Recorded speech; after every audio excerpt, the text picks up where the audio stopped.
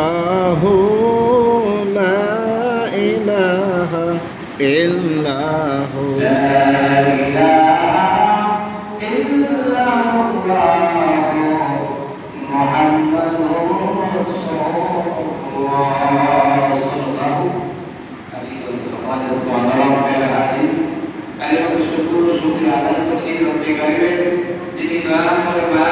পবিত্র সফর মাসের শেষ দিকে শেষ জুমার নামাজ আদায় করার জন্য আমাকে আপনাকে আল্লাহ পাকের প্রিয় ঘর প্রিয় জায়গা মসজিদে রব্বে কারিমকে সিজদা দেওয়ার জন্য আসার তৌফিক দান করলেন। জবান বলে আলহামদুলিল্লাহ।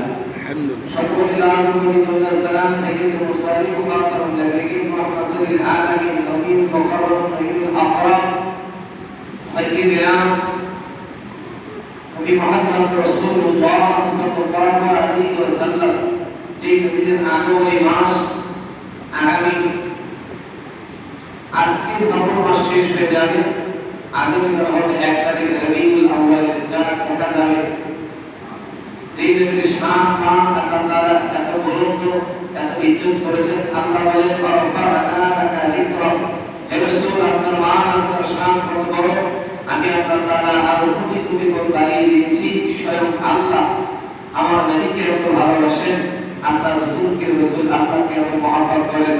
নবী পাকের কদম মোবারকে বর্ষিত হোক, রহমতুল নবী দরুদ নবীর কদম মোবারকে বর্ষিত হোক, দরুদ আর সালাম সকল বলি সাল্লাল্লাহু আলাইহি ওয়াসাল্লাম।